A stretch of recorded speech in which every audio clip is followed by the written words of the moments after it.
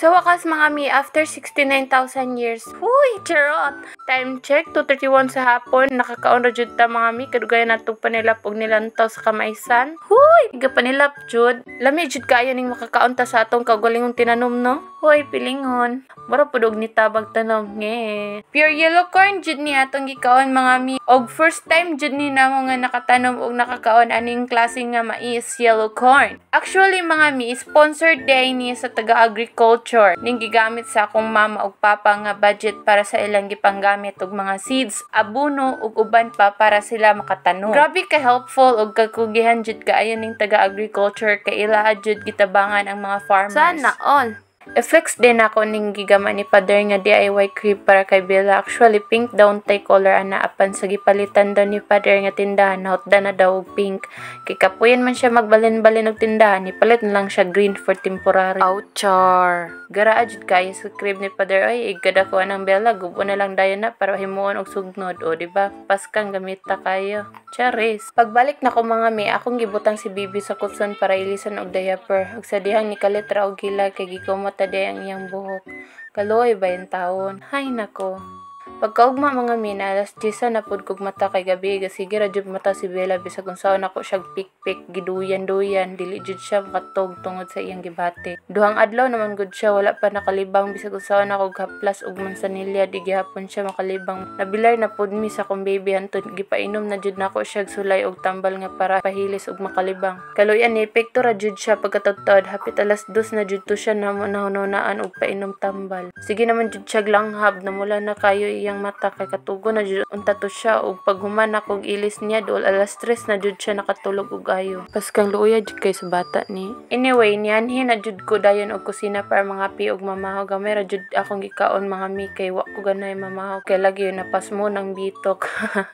Uy, pagkahuman mintras tulog paghapon si baby anang mga oras sa hapit na paniud to dali dayon kog tak ang nilungag while naglantaw ko ni mama sa gamay landahan. Naghabwa sa mga sulod og sako gikan sa landahan kay paraon niya kargahan daw nila og binuak nga lubi. Pagkahubas sa nilungag ni balik din ko sa kwarto kay ni mata na si Bella. Paghuman ako patutoy mga migilisan dayon ako dali-dali si Bella kay katugon paghihapon siya. Nanghipos og namilo na dayon ko sa among hinigdaan para manglimpyo. Hawi kayo akong lawas anong mga oras sa mga mi pero mulihok jabod ta kay inahan na rabata. Unyag mapulpol ni atong lawas ug magpadala ta sa atong gibati. Laban inahan, charot lang. Paghuman ako panghipos ni saka na dayon mi sa taas para magsugod og panglimpyo. Ako na lang gidala si Bella sa taas kay walay mo bantay niya sa ubos. Ay ako nagsugod og panglimpyo mga mi. Ako sang gilingaw-lingaw si Bella og gisayaw-sayaw para makatulog.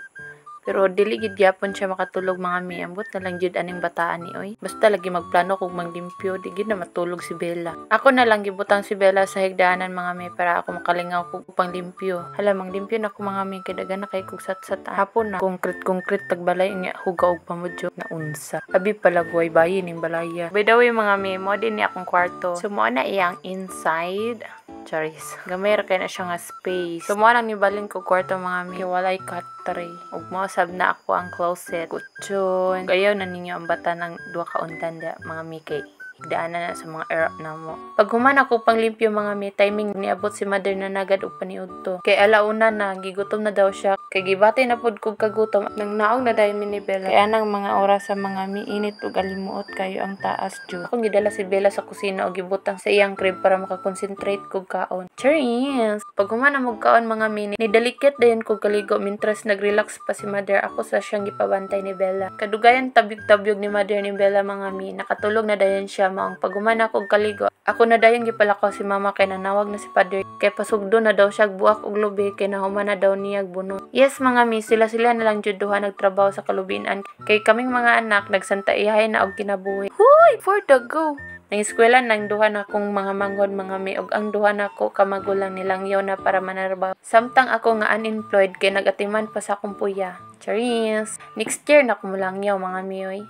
Fast forward ni gawas ko mga mi para maghayhay sa akong gigamit nga tuwalya. Sukad ni uli ko aning bukida hantod ng anak ko. Karon pa ko kabantay ngayon ani kanindot tan-awon ang mga views sa mong luyo sa mong balay. Charis! Maong makamingaw jud kayo ning magpuyo ta og bukid. Pangitaon jud nato ang presko nga hangin ug ang kalindot sa mga nature. Hay.